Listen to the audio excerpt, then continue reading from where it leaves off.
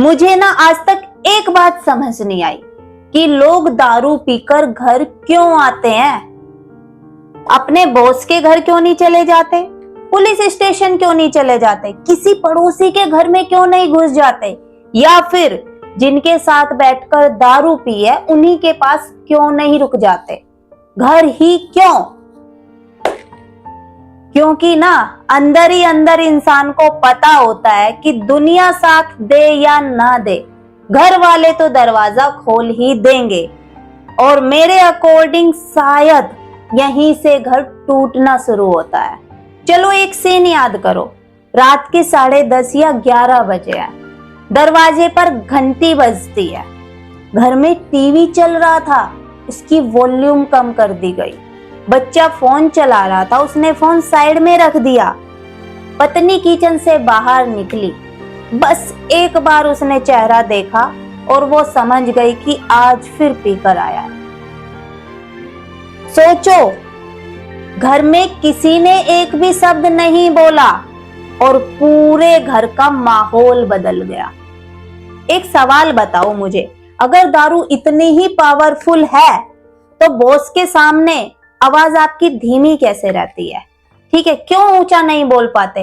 और वैसे तो मैं बताऊं आपको, ऑफिस आप दारू पीकर जाओगे नहीं, चलो फिर भी आपने पार्टी कर ली या कुछ भी XYZ, आप चले भी गए या आपने बॉस के साथ ही बैठ के पी ली, फिर भी आप तमीज में बात करोगे उनसे, ऊंची आवाज में बात नहीं कर सकते। चाहे बॉस आपको 2 फटकार क्यों ना लगाते, चुपचाप सुन लोगे।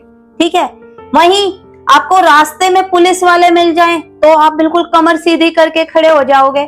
ठीक है, तब दारू इतना असर नहीं करेगी।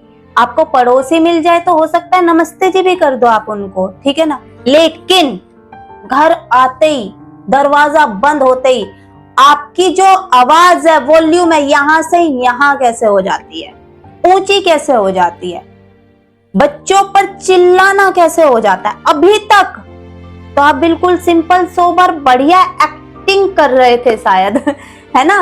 तो घर आते ही ऐसा क्यों? कभी सोचा है इस बारे में, ढूंढा है इसका उत्तर, या फिर बस इतना बोल दिया कि भाई पी रखी थी।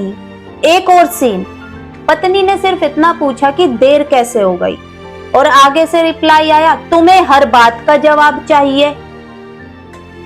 सवाल तो सिर्फ देर का था, उत्तर इतना गुस्सा भरा क्यों? क्योंकि ना इसका क्या रीजन है कि जो गुस्सा है ना, अपने घर पर उतारना सबसे आसान लगता है, क्योंकि फॉर गारंटेड लेके रखते हैं घर को, घर की कोई वैल्यू नहीं करते। अब सोचो, बाहर बॉस ने चिल्ला दिया, 2 फटकार लगा दी, ट्रैफिक में किसी ने गाली गलौज कर दी, किसी के साथ कोई झगड़ा हो गया। ठीक है, अब क्या किया?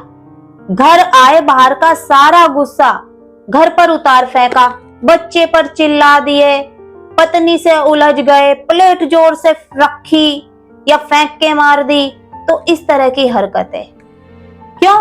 क्योंकि ना लोग ना घर को फॉर गारंटेड लेके रखते हैं। उनको लगता है घर में तो सब सह लेंगे। बाहर ये लोग चुप क्यों रहते हैं? बाहर इसलिए चुप रहते हैं क्योंकि पता है बाहर जवाब मिल सकता है सामने वाले से, ठीक है, नुकसान पहुंच सकता है। लेकिन घर वाले कहां जाएंगे? घर वालों को इतना हल्के में लेके रखता है और पता होता है अंदर से ये तो सब सह लेंगे। और यही सोचना सबसे खतरनाक सोच है। एक बात बताओ, क्या घर सच में इसलिए होता है कि दुनिया भर से गुस्सा इकट्ठा करके लाओ और घर पर पटक दो, या फिर इसलिए होता है कि दुनिया से थक कर आओ और घर पर प्यार के 2 बोल बोलो, सुकून से रह लो? आपकी सोच पर निर्भर करता है कि आप घर को घर रहने देते हो या फिर उसे मकान बना देते हो। पता है ना, घर में ही वो लोग रहते हैं जो आपसे सबसे ज्यादा प्यार करते हैं, और अगर आप उन्हें ही हल्के में लेने लग जाओ तो आपका घर कभी नहीं बच सकता। घर को घर रहने दो भाई साहब, घर को घर रहने दो। अब बच्चे की बात करते हैं। लोग कहते हैं बच्चे हैं, छोटे हैं, इनको क्या पता। हाँ, बच्चों को ना सब पता होता है। बच्चों को यह नहीं पता कि दारू कौन सी थी और दारू होता क्या है, लेकिन बच्चों को इतना जरूर पता है कि आज पापा की चाल बदली हुई है, आज मम्मी थोड़ा चुप है, तो मुझे अपने कमरे में चला जाना चाहिए। जहां पर उसे पढ़ाई की टेंशन होनी चाहिए, उसे घर की हवा पढ़ना समझ आने लगता है। और ये बहुत बड़े दुख की बात है, क्योंकि बच्चा बताने से नहीं, देखने से सीखता है। आपके हाथ में है और फिर आगे चलकर आप बोलते हो कि हमारे बच्चे हमारी नहीं सुनते, हमारे बच्चे सही नहीं चले। डिपेंड करता है कि आप उन्हें क्या नाटक दिखा रहे हो। बच्चे देखकर सीखते हैं, सुनकर कम सीखते हैं, ध्यान रखना। और मुझे सबसे अजीब बात पता क्या लगती है कि सुबह उठते ही सब नॉर्मल हो जाता है। पापा ऑफिस चले गए, बच्चा स्कूल चला गया और मम्मी किचन में, जैसे कि रात को कुछ हुआ ही नहीं था। अब मुझे एक चीज बताओ, जब दर्द रूटीन बन जाता है ना, तो पता क्या होता है? घर टूटना शुरू होता है। और अगर किसी का ये रूटीन नहीं टूटा तो गारंटेड घर एक दिन टूट जाएगा। कभी भी वो बात रिश्ते में आएगी नहीं, चाहे कितने जोर लगा लो। अब बहुत सारे लोग ना एक डायलॉग मारते हैं, अपने पैसे की पीता हूं, तेरे पैसे से पी रहा हूं। ठीक है भाई, आप अपने पैसों की पीते हो, मान लिया पैसे तुम्हारे हैं, लेकिन डर किसका कि दरवाजा खटकते ही किसकी धड़कन तेज हुई थी? बच्चा क्यों चुप हो गया? घर का माहौल क्यों बदल गया? जहां पर खुशी खुशी माहौल था, वहां पर उदासी क्यों छा गई? आपके इन पैसों के चक्कर में पूरे घर में उदासी छा गई, माहौल बदल गया। इसका असर पूरे परिवार पर पड़ा। समझ आई? आपके पैसे जरूर होंगे, मैं बोलती हूं आपने अपने पैसे से पी, लेकिन आपके पैसे की पी हुई का असर पूरा परिवार क्यों भुगते? सोचो कभी। और सुनो, मैं ये बिल्कुल नहीं कह रही कि शराब पीने वाला हर इंसान बेकार होता है या शराब हर किसी के घर को तोड़ देती है, क्योंकि हर किसी के घर की परिस्थिति अलग होती है। कोई जरूरी नहीं सबके घरों में ऐसा ही व्यवहार होता हो। लेकिन शराब सिर्फ बोतल में नहीं, भरोसे में होती है।